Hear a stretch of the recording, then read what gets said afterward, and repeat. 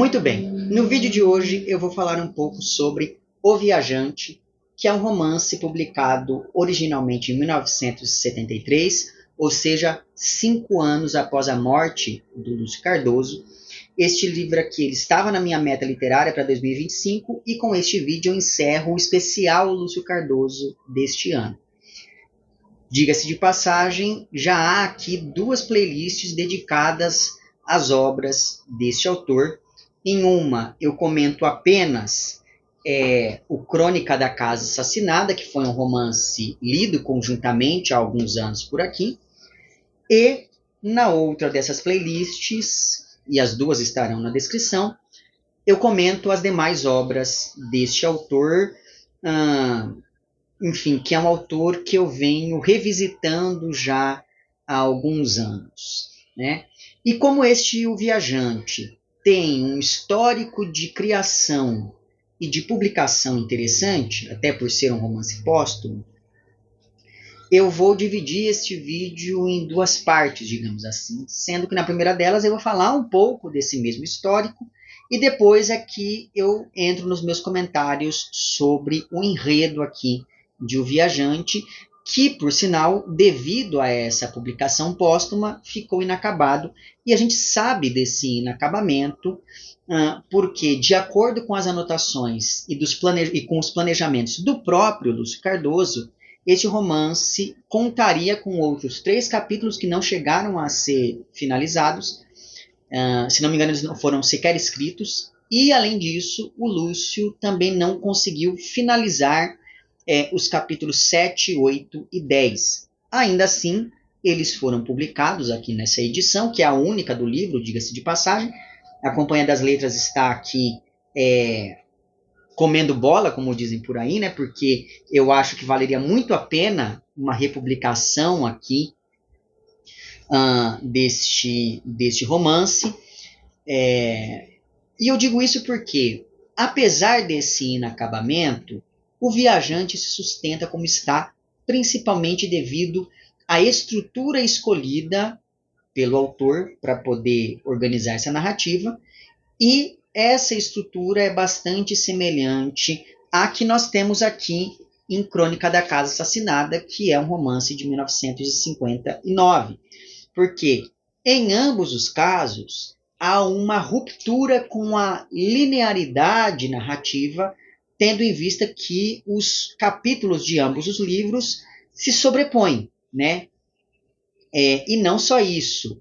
Primeiro, em ambos os romances, né, tanto no Crônica quanto no Viajante, para além dessa sobreposição de capítulos, ou seja, em vários momentos nós temos capítulos que se passam ao mesmo tempo, às vezes há capítulos que estabelecem uma determinada cena que só depois será explicada, etc, etc, etc. E, além disso, em ambos os livros, primeiro nós somos apresentados ao resultado de algo logo na cena de abertura, e só nos capítulos seguintes, e bem aos poucos, é que nós ficamos sabendo dos motivos que levaram os personagens a agir de uma determinada forma para poder entender a cena que nós vimos em um primeiro momento, né?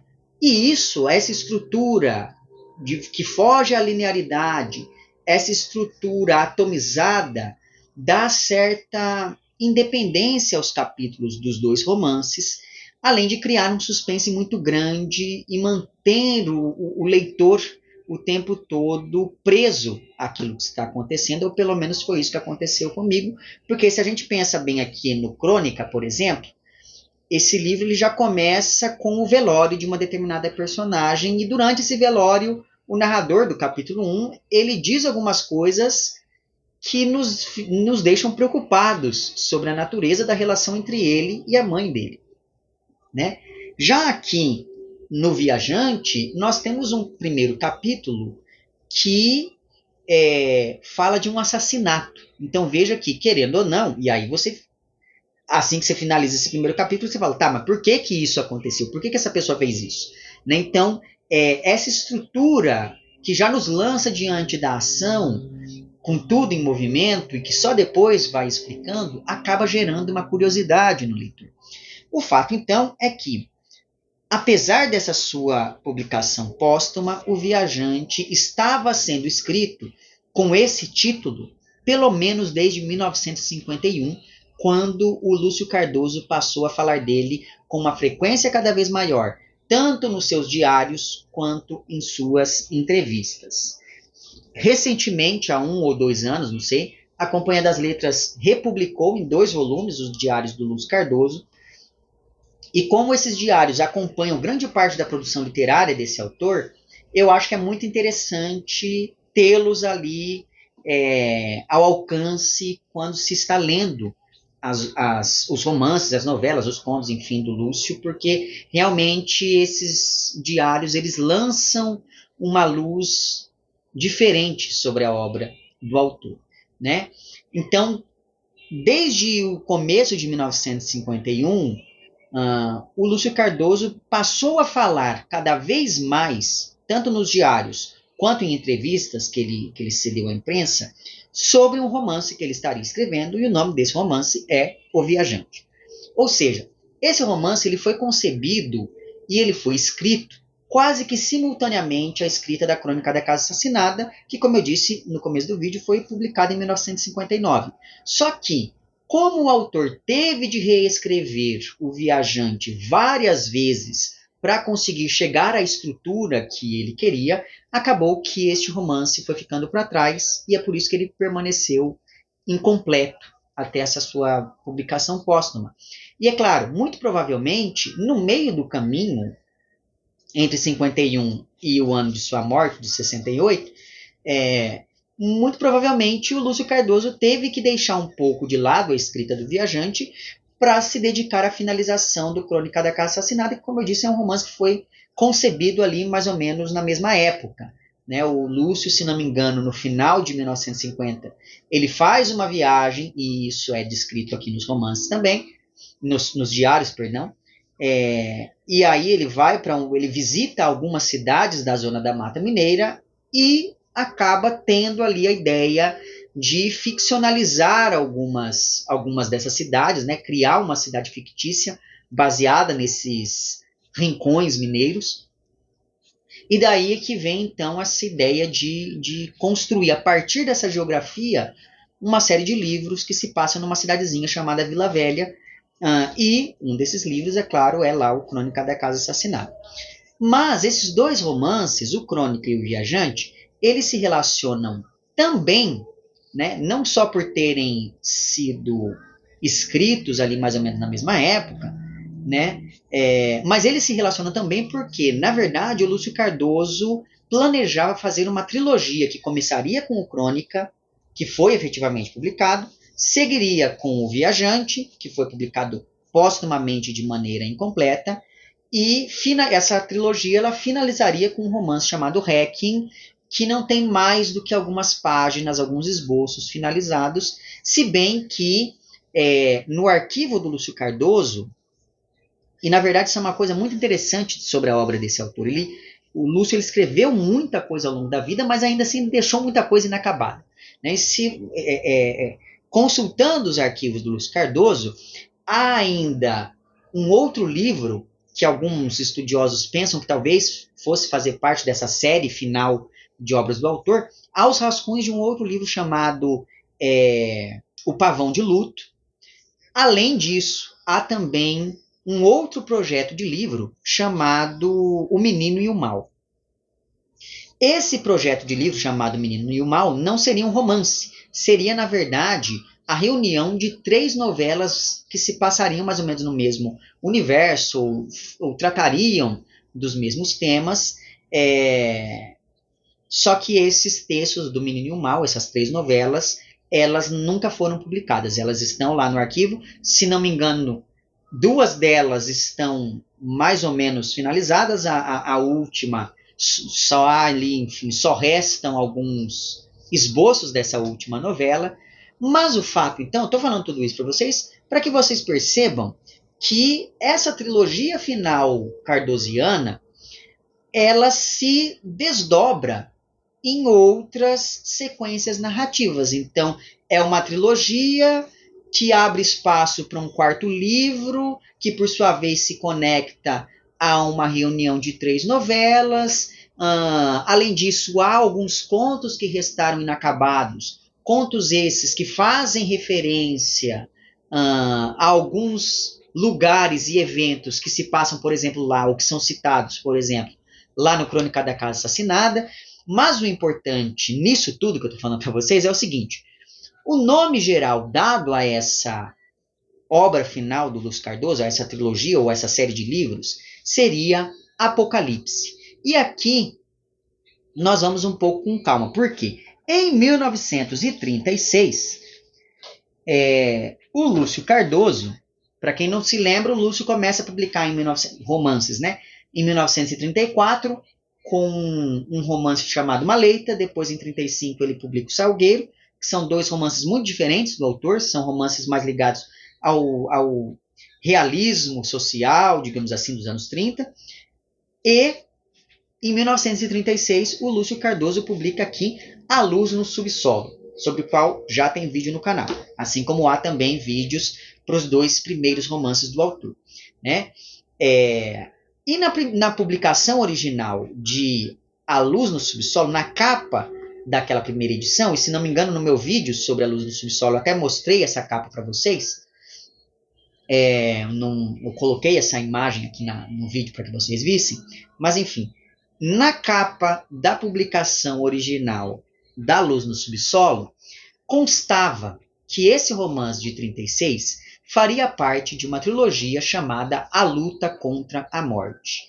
E já se anunciava nos jornais da época, ali em 1936, a publicação do segundo livro dessa trilogia. Só que o problema é que esse segundo romance da trilogia da Luta contra a Morte nunca foi publicado de fato. Por mais que fosse anunciado, etc., ele nunca foi publicado. E o título desse segundo romance seria Apocalipse. E o terceiro se chamaria, se não me engano, Adolescência. Então, né, pensa, lá no começo da carreira literária, o Lúcio planeja fazer uma trilogia. O segundo romance dessa trilogia, que nunca chegou a ser publicado, se chamaria Apocalipse. No final da vida, o Lúcio planeja fazer ali uma nova trilogia, dessa vez chamada Apocalipse. Então, fico pensando que talvez essa trilogia final cardosiana seria um resgate e, ao mesmo tempo, uma expansão daquele projeto literário inicial ao qual ele sempre se referiu ao longo da vida. E aí, conforme os anos foram passando, o autor sempre dava dimensões cada vez maiores a esse projeto nas entrevistas que ele concedeu. Então, sempre, se você olha na hemeroteca digital, sempre que alguém faz alguma entrevista com o Lúcio, a pessoa pergunta: e aí, o Apocalipse sai quando? E ele sempre fala que está trabalhando nesse novo texto, e aí depois, conforme os anos se passam, esse novo texto se transforma num conjunto de textos, né? Além do mais, nos diários do autor, é possível acompanhar todo o processo de construção desses textos que restaram inacabados, principalmente se você for ler os diários de 1957, quando vários desses textos começam a ser escritos ou a ganhar uma forma mais robusta, digamos assim. Então, por exemplo, em 57, no diário de 57, o Lúcio fala bastante sobre estar escrevendo as 3 novelas de O Menino e o Mal. Ele também cita um outro texto, um conto dessa vez, chamado Campo da Cruz Vazia. E esse Campo da Cruz Vazia, esse título faz referência a uma localidade que foi citada em um dos capítulos lá do Crônica da Casa Assassinada, o que já nos dá notícia de que um dos elementos comuns a todos esses textos finais que o Lúcio estava planejando é justamente essa ambientação em Vila Velha, que, aliás, é uma cidade que já havia aparecido na obra do Lúcio Cardoso, aqui em Dias Perdidos, de 1943. Então, a cidadezinha que se passam as ações aqui desse romance, sobre o qual também já fiz vídeo há algumas semanas, a cidade em que se passam as ações desse romance é justamente Vila Velha, que depois volta nessa série de textos, dos quais só foram publicados, infelizmente, o Crônica da Casa Assassinada e o Viajante, este último, como eu já disse, póstumamente. Então, tudo leva a crer que a cada livro nós iríamos conhecendo um pouco mais dessa cidade de Vila Velha, que é, como eu já disse, uma cidade fictícia localizada ali entre Minas Gerais e o Rio de Janeiro. E aí é muito interessante perceber como, sempre que essa cidadezinha aparece na obra do Lúcio Cardoso, ela sempre aparece como um lugar de passagem de alguém. Então, sempre alguém está chegando e indo embora de Vila Velha. E aqui no Viajante, como o título sugere, isso não é diferente, né?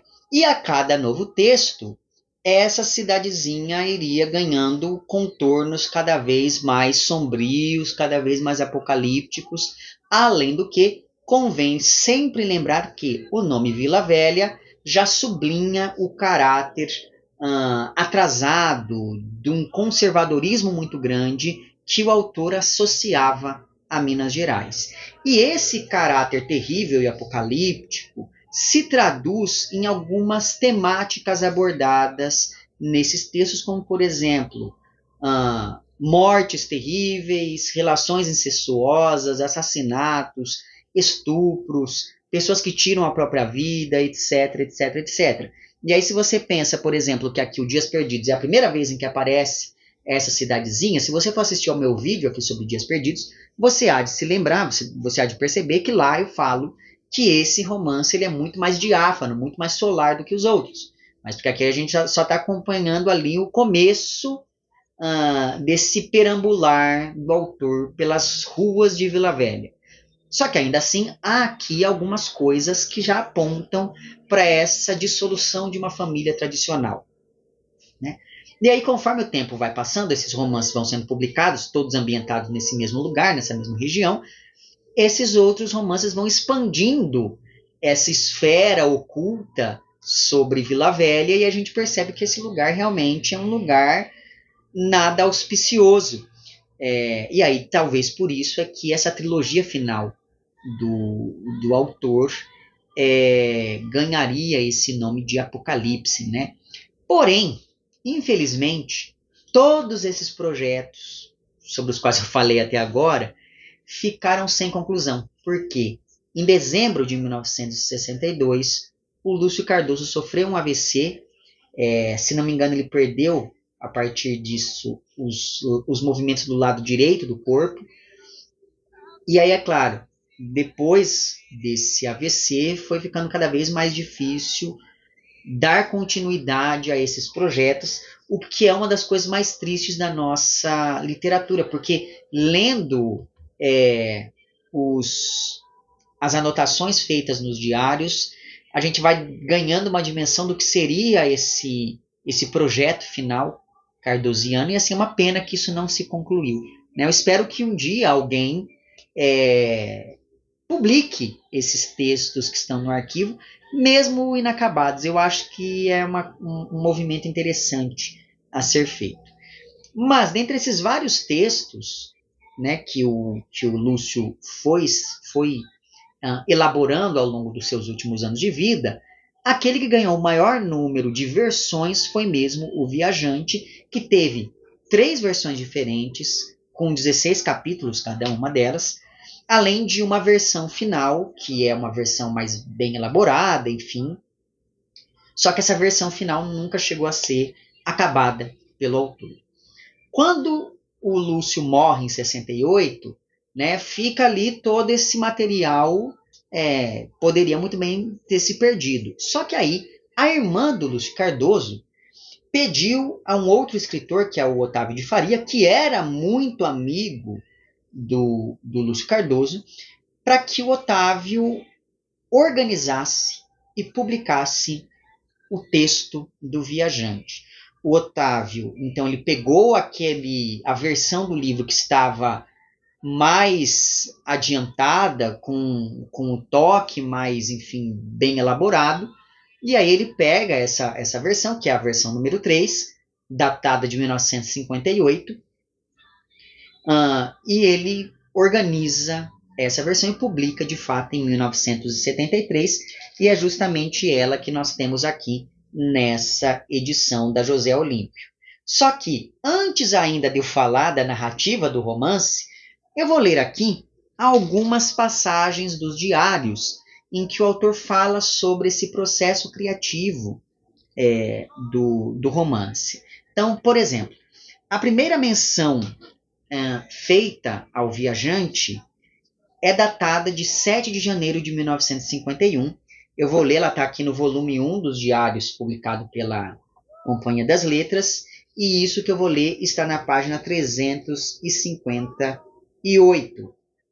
No trecho em questão, lê-se o seguinte: escrevo o viajante com o mistério e a lentidão de quem abrisse aos poucos uma janela para uma paisagem inteiramente agreste e desconhecida.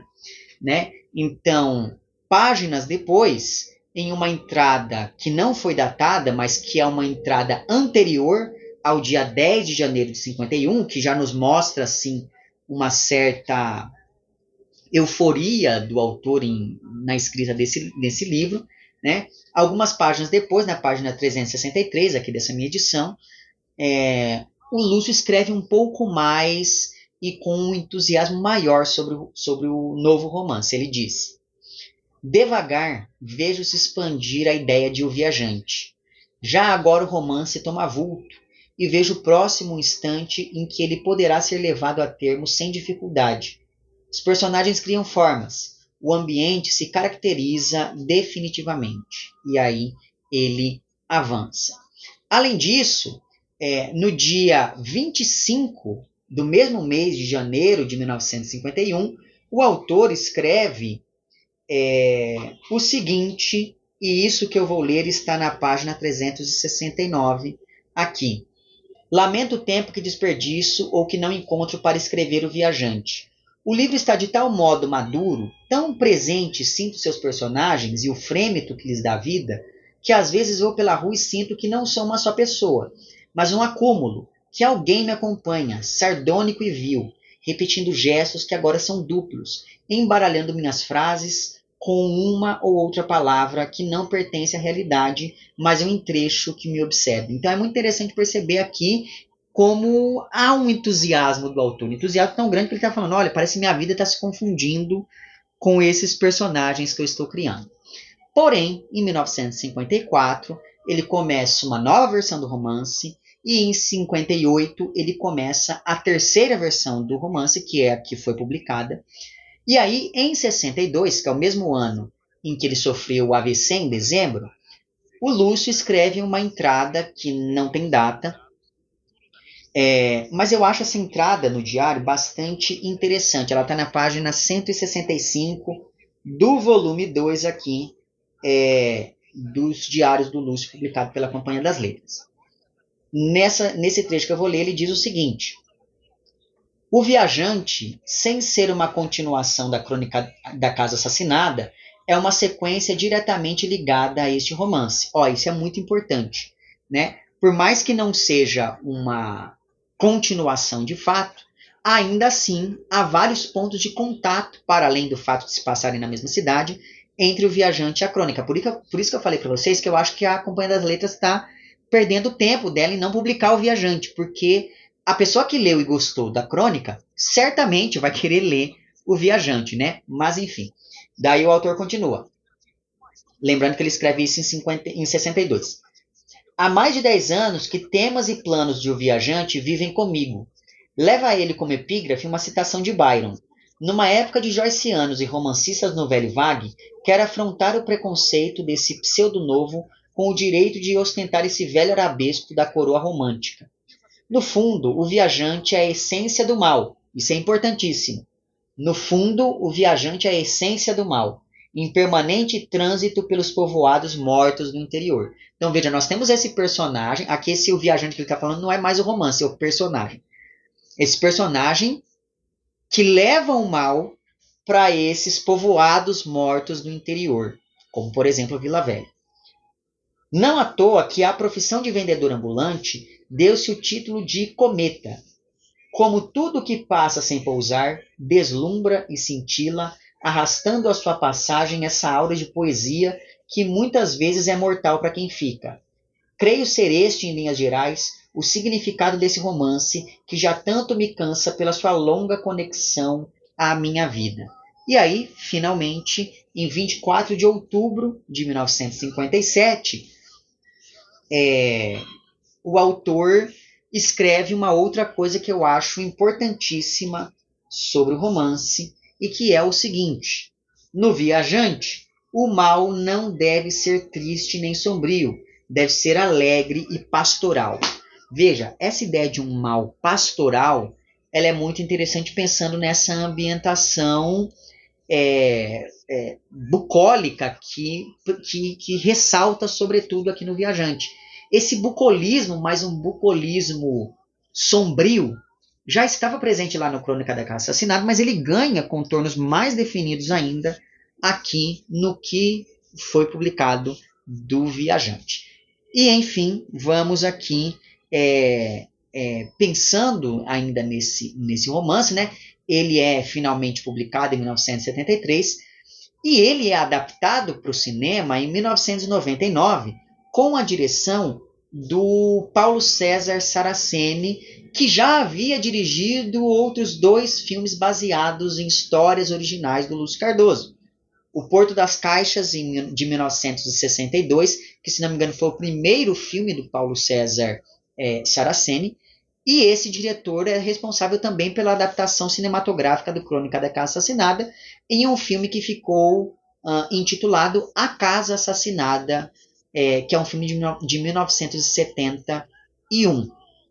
Então, junto com esses 2 filmes anteriores, O Viajante, de 99, que tem no elenco nomes como Leandra Leal, Marília Pêra e até uma ponta do Milton Nascimento, junto com esses 2 filmes anteriores, O Viajante, então, forma a chamada Trilogia da Paixão, e é claro que eu recomendo com ênfase que você assista esse filme depois de ler aqui o romance, mas já fica o aviso de que há algumas diferenças muito interessantes entre uma narrativa e outra. Então veja, feito todo esse percurso, vamos finalmente falar sobre a narrativa aqui desse romance, que acompanha basicamente 3 núcleos de personagens que circulam ali por Vila Velha. E eu vou começar os meus comentários sobre a trama focando no núcleo menos importante do romance, porque ao mesmo tempo em que ele é o menos importante, ele nos dá notícia sobre a dimensão de uma das críticas que organizam a narrativa aqui desse romance como um todo, porque tem mais esse detalhe também, né? Lá na Crônica da Casa Assassinada, havia uma crítica à sociedade de aparências, com essas famílias que escondem segredos terríveis e coisas do tipo. Ao passo que aqui no Viajante, a crítica do autor se volta sobretudo à hipocrisia religiosa, né? Então, e é muito interessante pensar que esse tipo de tema é abordado aqui por um autor que era conhecido como um escritor católico. Mas, enfim, fica muito evidente nesse primeiro núcleo sobre o qual eu vou comentar, e eu vou falar desse núcleo brevemente, porque não só ele não é central ao romance, como também esse núcleo primeiro que eu vou mencionar agora não tem lá muita conclusão, e além disso ele só aparece em 2 capítulos do romance, que são o capítulo 3 e o capítulo 9. Mas enfim, nesse núcleo que se fixa nos limites ali de uma pousada em Vila Velha, mais ou menos, né? Quer dizer, um personagem ainda vai para a igreja, outro vai para outros lugares da cidade, mas o grande foco ali é a pousada de Vila Velha, né? Nesse núcleo, então, nós temos um impasse amoroso entre uma prostituta chamada Graciosa e o sacristão da cidade, que é um rapaz chamado Reginaldo, e que é apaixonado por essa prostituta, mas essa paixão não é correspondida. É por causa dessa paixão que o Reginaldo aproveita a sua atividade religiosa para fazer ali, digamos assim, pequenos desvios dentro da igreja, só que ele acaba sendo roubado por essa Graciosa, que está interessada em um outro personagem de índole duvidosa. Mas o fato é que esse pequeno núcleo, composto ainda por algumas outras personagens, como por exemplo a dona dessa pousada, dessa pensão, esse núcleo é interessante por explicitar a relação entre a igreja e a corrupção, e por sinal, o espaço da igreja vai servir de cenário para tudo no romance, menos para questões religiosas. Então, por exemplo, é na igreja que se negociam questões burocráticas sobre uma feira da padroeira que vai haver em algum momento, só que essas negociações têm mais preocupação com elementos financeiros do que com elementos religiosos. É na igreja que amantes se encontram, é na igreja que crimes são cometidos, é na igreja que se passa uma das cenas mais fortes do romance, e aí eu não vou poder falar o que é, mas enfim. Né? Então esse primeiro núcleo, apesar de muito restrito, eu acho interessante mencioná-lo, porque ele já dá uma noção sobre esse tema que serve como pano de fundo para o livro como um todo, que é essa questão da hipocrisia religiosa. O segundo núcleo do romance, e que recebe bastante destaque, acompanha uma moça bastante ingênua, de 19 anos, chamada Sinhá. Essa moça vivia junto com a mãe, que é a Inácia, em uma cidade ainda menor do que Vila Velha. Só que essa moça, né, a Sinhá, o pai dela já tinha morrido, ela viveu com a mãe ali durante muitos anos, as duas viviam muito bem, só que a mãe decide se casar de novo depois de um tempo, e a partir desse casamento, a relação entre a Sinhá e esse homem que passa a habitar a casa não é das melhores, e por isso essa menina foi praticamente expulsa de casa e enviada para viver com a tia, que é uma senhora bastante conservadora chamada Isaura, que mora em Vila Velha. A Isaura é casada com o fabricante de caixões de Vila Velha e também das cidadezinhas da região, e esse marido da Isaura, portanto esse tio da Sinhá, é um alcoólatra conhecido como Mestre Juca. Pois bem, quando a vida da Sinhá já estava ali começando a se ajeitar, quando ela se acostumou a essa nova cidade, quando ela passou a ajudar o tio a fabricar caixões, já que ela não levava muito jeito para esses serviços domésticos, porque ela era uma moça do campo, então ela estava acostumada com um trabalho mais braçal. Quando a vida então dessa moça já estava entrando nos eixos, eis que entra em cena o personagem principal aqui do Viajante, que é de fato o viajante aqui do título. Esse rapaz é um caixeiro viajante chamado Rafael, que foi até Vila Velha para tentar lucrar algo, já que, como eu disse agora há pouco, em poucos dias, vai acontecer ali em Vila Velha a festa da padroeira da cidade. E assim, essa festa ela acaba não acontecendo na narrativa, mas é importante mencionar essa festa porque o fato de haver ali esses preparativos para a festa já faz com que a vida nessa cidadezinha esteja um pouco diferente, um pouco mais agitada do que o normal.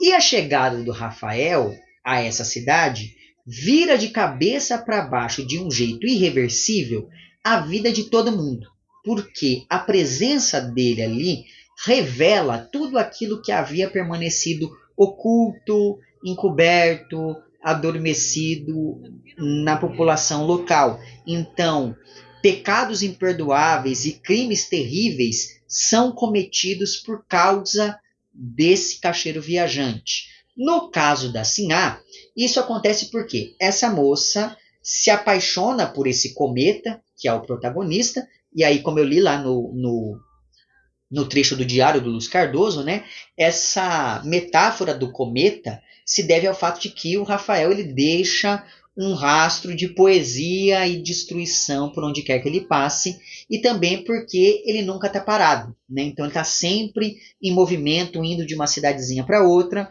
indo de um núcleo narrativo para o outro, e é por isso então que ele recebe essa alcunha. E aí, a Sinhá, que era uma moça que estava ali vivendo a sua vida tranquilamente, já estava acostumada com tudo nessa nova cidade, ela se apaixona por esse rapaz. né?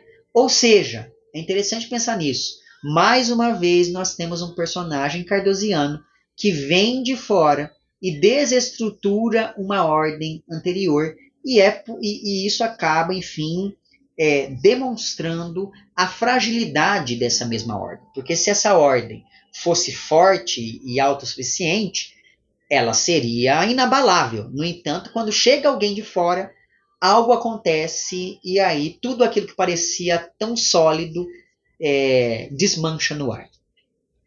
Por isso mesmo, o Rafael, ele é descrito aqui como um homem muito sedutor, esse homem que vem da cidade grande, que desperta o fascínio, ao mesmo tempo em que desperta a curiosidade e a paixão de todas as mulheres por onde passa, né? Porque afinal de contas, devido a essa sua profissão, o Rafael representa uma fuga a toda essa sociedade de aparências e a todo o conservadorismo católico da província.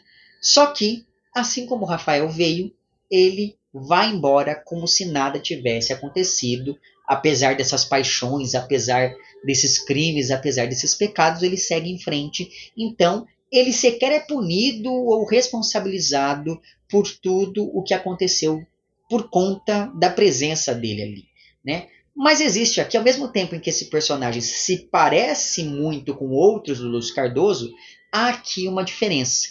Em outros livros do autor, o elemento externo e destruidor é uma mulher. Por exemplo, quando a gente pensa lá no Crônica da Casa Assassinada com a Nina, né? E quando esse elemento externo e destruidor é um homem, ele desperta sentimentos ambíguos em outros homens, como acontece lá, por exemplo, no Desconhecido, que é uma novela publicada aqui no Três Histórias de Província, e é uma novela sobre a qual eu falei no ano passado. Então ela vai estar, o vídeo sobre ela vai estar no link também, lá da playlist na descrição. Então veja que, ao mesmo tempo em que há essa semelhança com outros personagens, o Rafael aqui tem essa particularidade, porque ele é um ser estranho que vem de fora, só que ele é um homem que desperta e que seduz, enfim, ele desperta paixões e seduz as mulheres e não os homens. Só que, mais importante do que a paixão da Sinhá pelo Rafael, é o fato de que, como esse protagonista se aproxima da moça também, ela começa a se perceber não mais como uma menina, mas como uma mulher desejável. Isso por si só não seria um problema. O problema é que a Sinhá não é a única que tem essa mudança de percepção. Porque o mestre Juca, portanto, o tio dessa moça, né, o tio da Sinhá, também passa a olhar para ela com outros olhos e passa a assediar essa moça sempre que ele tem oportunidade. Seja olhando ela tomar banho, seja atacando ela de fato quando os dois estão ali sozinhos nessa oficina de caixões. Enfim, a partir do momento em que esse tio percebe que outro homem está olhando para Sinhá, ele passa a olhar para a moça também, e aí ele faz da vida dessa personagem um inferno. Aos poucos, isso vai se tornando uma verdadeira obsessão, e essa obsessão faz com que Mestre Juca obrigue a Sinhá a prometer que ela não vai se entregar a nenhum outro homem que não seja ele. E isso vai ter sérias consequências ao longo do romance e na vida dessa moça, que se divide entre o desejo de estar com Rafael e a culpa em querer quebrar a promessa feita ao tio, porque lembrando que esses personagens aqui, eles vivem em um contexto extremamente com uma mentalidade muito ligada ao cristianismo. Então essa noção da culpa vem muito forte no modo como esses personagens agem, sobretudo a Sinhá. E é por isso que essa moça transita entre o espaço lúgubre da oficina de caixões, onde ela é assediada pelo tio, e o espaço lúgubre do cemitério da cidade, onde ela vai primeiro para espairecer, para poder fugir dessa situação incômoda, e depois para tentar se encontrar às escondidas com esse seu novo namorado, que é o Rafael. Então perceba como a presença desse caixeiro viajante é ambígua.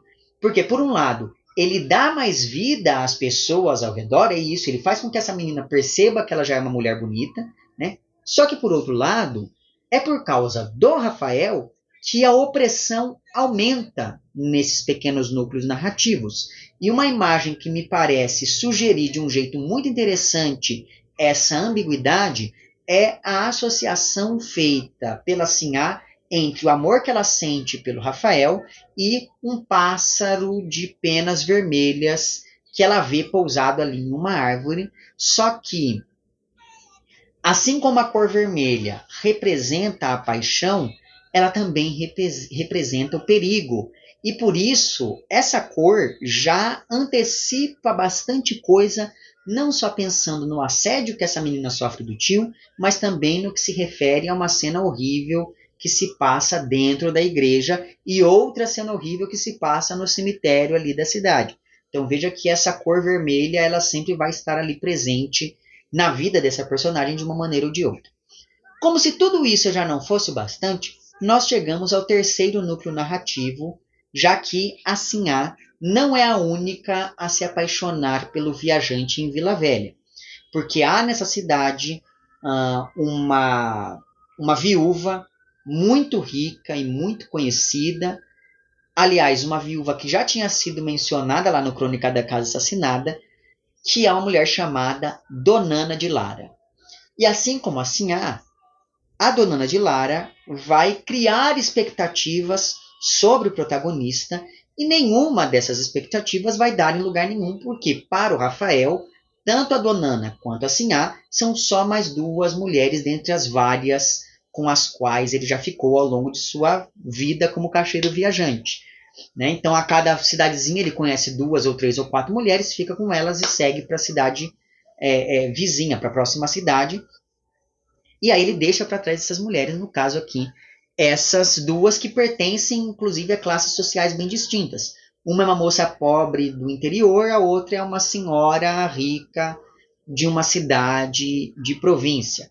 Né? Então, veja, essas expectativas elas vão levar tanto a Donana de Lara quanto a Sinhá a transgredir todos os valores, toda a moral que orientava essas personagens. Né? E é por causa dessa transgressão que as duas vão passar por algum tipo de castigo ao longo da narrativa, porque afinal de contas elas se deixaram levar por esse elemento estranho. E aqui eu volto ao já citado primeiro capítulo do romance, que, como eu disse antes, é um capítulo que descreve um assassinato. Né? E aí o que aconteceu nesse capítulo é o seguinte. A Donana de Lara é essa viúva há mais de 20 anos, diga-se de passagem. Ela é uma mulher muito rica, muito importante, tanto que ela mora em um casarão que fica no ponto mais alto da cidade, então até geograficamente ela ocupa uma posição destacada dos demais. Só que essa Donana de Lara, ela quase nunca sai de casa, principalmente porque o filho dela, que é um rapaz chamado Zeca, tem deficiência tanto mental quanto física, né? Tanto intelectual quanto física. E assim como esse rapaz está fisicamente preso a uma cadeira de rodas, a Donana de Lara se sente presa a esse filho. Não há, portanto, qualquer afeto ligando essa mãe ao filho e, na verdade, a Donana sente muita vergonha do Zeca e é por isso que ela esconde esse rapaz de todo mundo o tempo todo. Só que, ao mesmo tempo, todo mundo sabe que ela tem um filho, então, aos olhos da cidade, ela é uma boa mãe, só que bastante reservada, bastante cuidadosa com a saúde do filho, e é por isso que ela não deixa o rapaz sair de casa nunca, né? E aí, eis que numa bela tarde, a Donana de Lara foi até a igreja de Vila Velha e lá ela acabou encontrando um caixeiro viajante que estava ali de passagem porque ele ficou sabendo que dali a alguns dias aconteceria a festa da padroeira. E é claro que esse caixeiro viajante é o Rafael e a Donana de Lara se apaixona perdidamente por ele, principalmente porque ela percebeu que ele também ficou de olho nela. Ou seja, depois de mais de 20 anos de viuvez, essa mulher se sentiu desejada e bonita de novo.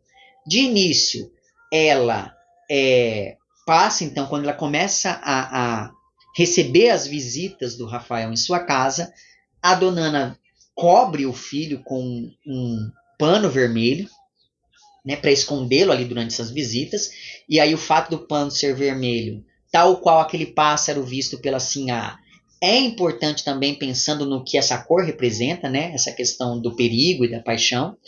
Só que aí chega um momento em que essa mulher já não aguenta mais o peso desse seu filho com deficiência, ela coloca na cabeça que o fato de ter que cuidar desse filho é um atraso de vida, porque ela queria toda a liberdade que o Rafael poderia proporcionar a ela, e aí essa mãe decide simplesmente matar o próprio filho. Para isso, ela leva o Zeca na cadeira de rodas até um precipício que fica ao lado de um matadouro perto de Vila Velha, e ela empurra o rapaz do alto do precipício, e essa é uma cena horrível porque, devido ali ao matadouro, há carcaças de vacas jogadas para todo lado, há urubus sobrevoando a região, há um riacho mal cheiroso que corre no fundo desse tal penhasco. Só que, contrastando com tudo isso, quando a dona Ana finalmente empurra a cadeira do filho desse penhasco, o narrador descreve o céu limpo e azul atrás dela, né? De modo que, se o vermelho representa a paixão e a violência e o perigo, o azul passa a representar, então ele passa a ser sempre associado a essa liberdade física ou psicológica das personagens. E veja só, né? Isso seria o crime perfeito, porque a região do matadouro é afastada, a dona Ana de Lara vai com esse filho já no fim do dia, então já está quase anoitecendo, e aí quando ela volta para casa já escureceu de fato, e como ela está usando uma roupa preta, ela quase que se confunde com o escuro da noite, e isso também é muito simbólico quando a gente pensa no estado de espírito dessa mãe que acabou de jogar o filho no abismo. Provavelmente no dia seguinte, a dona Ana iria às autoridades dizer que tudo tinha sido um acidente, e aí depois era só ela fugir com o Rafael que estava tudo bem. Só que nem todo crime é perfeito, e nesse caso há uma testemunha, que é um cidadão chamado Chico Herrera, e esse Chico Herrera ele é conhecido como o bandido de Vila Velha. Além disso, essa atitude da mãe que mata o próprio filho não é encarada tanto como um crime e mais como um pecado mesmo, né? Principalmente conforme o narrador descreve a volta dessa mulher para casa, quando ela vai se dando conta de que há um vazio muito grande em todas as coisas, e esse vazio talvez se deva à ausência do próprio Deus, né? Mas aí, voltando aqui ao Chico Herrera, que é um personagem que aparece ali 2 ou 3 vezes só, mas ele é muito importante porque se você leu com atenção o Crônica da Casa Assassinada, você há de se lembrar que nos capítulos finais do livro, quando tem uma personagem lá que descreve a casa dos Menezes, a chácara dos Menezes totalmente destruída, essa personagem diz que a chácara foi saqueada pelo bando do Chico Herrera. Que, enfim, Chico Herrera de Vila Velha, e aí o livro seguinte se passa em Vila Velha e tem o Chico Herrera, então imagina-se que é o mesmo personagem. E agora aqui no Viajante, em um capítulo seguinte, é dito que esse Chico Herrera ele tem um bando, e uma das pessoas desse bando é um rapaz chamado André. E aí, se você for lembrar, um dos personagens e narradores lá do Crônica da Casa Assassinada é justamente o André, filho da Nina, né, lá no Romance 59. Então veja que a presença desse Chico Herrera é uma presença muito importante porque sublinha, ainda que de maneira muito sutil, a relação entre esses dois livros, né? Então é quase como se fosse ali um easter egg ou coisa parecida. E aí, já que eu mencionei agora o André, vamos nos lembrar que lá na Crônica da Casa Assassinada há uma rasura na maternidade, já que o André tem uma relação incestuosa com a própria mãe, que é a Nina. Aqui, no Viajante, existe uma nova transgressão dentro desse mesmo campo da maternidade, quando a gente pensa nessa imagem bastante forte da mãe que assassina o próprio filho para fugir com o amante, que no fim das contas a rejeita. E diante dessa rejeição, a pouca sanidade dessa mãe viúva, que é a dona Ana de Lara, que era uma mulher antes tão respeitável na cidade, a sanidade dessa mulher vai pelo ralo, o que fica bastante evidente em uma cena muito forte, principalmente para quem é religioso, o que me fez pensar sobre o que é que esse trecho significa para o próprio Lúcio Cardoso, que, como eu disse antes, era um escritor sabidamente católico, mas enfim, existe uma cena aqui que eu não vou falar que cena é essa, mas você vai saber quando você for ler o romance. Essa cena se passa também ali dentro da sacristia da igreja. Tem uma cena que para mim ela é muito ela evidencia muito bem que a dona Ana de Lara ela cruzou o Cabo da Boa Esperança e ficou doida, sabe? Por conta dessa rejeição. Quer dizer, ela matou o filho e isso não serviu de nada porque o Rafael a rejeitou do mesmo modo. Não só isso, ele fez outra coisa também que eu não vou falar aqui o que é. Mas enfim, a partir disso, a dona Ana se torna uma pessoa ainda mais solitária, ainda mais culpada pela morte do filho e ainda mais amargurada, porque ela passa a remoer o tempo todo tudo aquilo que lhe aconteceu. Afinal de contas, nós estamos aqui falando de uma mulher que se casou sem amar o marido, de uma mulher que sempre se sentiu rejeitada, que sempre foi muito infeliz, tanto como esposa quanto como mãe. E essa mulher viu no Rafael uma possibilidade de fugir de todo aquele tédio e de se livrar de tudo aquilo que aprendia em Vila Velha. É por tudo isso que, aqui neste romance, ao contrário do que nós temos em Dias Perdidos, nós temos aqui temas que são bastante frequentes na obra cardosiana, como, por exemplo, o trânsito entre o sagrado e o profano, a doença, a loucura, a culpa, o pecado, a danação, o crime, etc, etc, etc. Sobre tudo isso, na nota de introdução aqui ao Viajante, é dito que esse livro não deve ser visto apenas como o livro póstumo de Lúcio Cardoso, né? E que, na verdade, ele não é tão somente uma saga do pecado, mas um indispensável preâmbulo da redenção com o arrependimento dos pecadores. A morte impediu o autor de completar o ciclo do destino das trágicas criaturas do seu romance derradeiro, a reabilitação depois da queda. Esse desfecho palpita, porém, na inquietação de seus personagens com o problema da responsabilidade moral e da existência de Deus. Então, atravessando tudo isso que eu fui falando para vocês ao longo desse vídeo, reside ainda essa questão sobre a existência ou não de Deus, que é uma coisa que estava presente, que está muito presente, aliás, aqui nos diários, está muito presente aqui na Luz no Subsolo, e, é claro, está muito presente aqui também no Crônica da Casa Assassinada. Né? Então é muito interessante pensar nesses livros como livros conectados, porque, digamos assim, a crônica é o início da queda. No Viajante, essa queda ela continua, porém existe ali algo que aponta para o início de quem sabe, uma salvação. E aí imagino eu que o Requiem, que seria o terceiro e último livro da trilogia, trataria dessa salvação, dessa redenção de fato.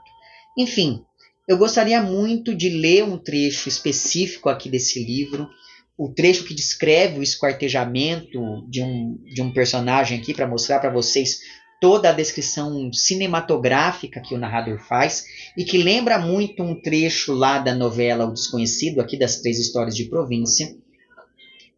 Mas eu acho que esse trecho do romance poderia revelar demais algumas coisas, então vou deixar aqui apenas a menção a esse momento para instigar vocês com o aviso de que nesse trecho em específico o sangue escorre em profusão, então tome cuidado com isso.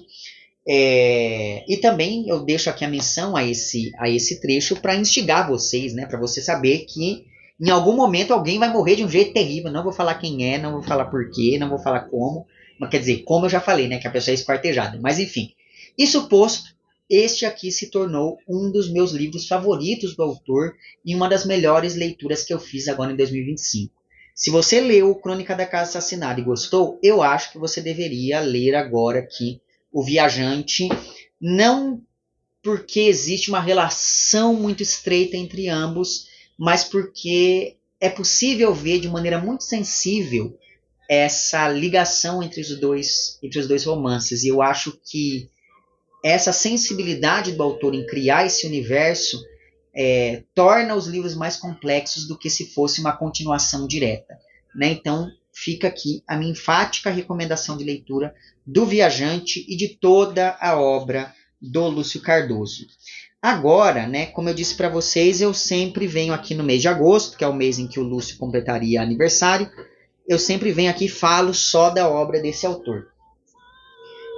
Eu já falei dos contos, eu já falei do teatro, eu já falei de vários romances do autor. Agora, só ficou faltando eu falar aqui dessas 3 novelas que são Inácio, o Enfeitiçado e Baltazar, sendo que o Enfeitiçado e Inácio também estão presentes neste outro livro mais antigo aqui, que é o 3 Histórias de Província. Então, se tudo der certo, se eu estiver vivo e se o canal existir até o ano que vem, eu pretendo falar um pouco aqui dessas 3 novelas. Pretendo falar um pouco também sobre os diários do Lúcio Cardoso. Eu acho que eu não sou uma pessoa que gosta de ler muito diário de autor, não, mas eu acho que os diários do Lúcio são uma obra em si. Sabe, é muito interessante perceber principalmente os questionamentos religiosos que ele coloca, que eu acho interessantes. E eu ainda pretendo fazer um vídeo também falando sobre algumas crônicas que o Lúcio escreveu e publicou em jornais. De novo, isso é uma promessa. Eu não sei se eu vou conseguir cumpri-la, né? O Lúcio Cardoso tinha uma série de projetos que ele não cumpriu porque ele morreu antes. Então, enfim, né? Mas fica aqui esse aviso de que ainda há um farto material para eu falar sobre no ano que vem, nessa série de vídeos dedicados à obra do Lúcio Cardoso. Eu resolvi fazer essa série de vídeos porque eu acho que é uma pena que o Lúcio Cardoso seja tão pouco lido, tão pouco comentado. Eu acho que ele é um dos maiores escritores do século passado. Se você for procurar coisa do Lúcio Cardoso, primeiro você vai encontrar falando que ele era o grande amor da vida da Clarice Lispector, não sei o quê. Parece que ele é uma pessoa qualquer, mas não, ele era um grande escritor. E é muito triste que ele tenha, enfim, virado praticamente uma nota de rodapé na história da nossa literatura. Eu sei que esse meu canal é um canal muito pequeno, mas com esses vídeos eu tento resgatar um pouquinho da memória desse grande autor. Enfim, eu vou deixar na descrição o link para essas playlists sobre a obra do Lúcio Cardoso. E eu vou deixar também o link para o meu perfil no Apoia-se, assim caso você queira e possa contribuir financeiramente com este meu trabalho por aqui, é só você entrar em contato com os planos de apoio e também com as recompensas equivalentes a cada um desses planos.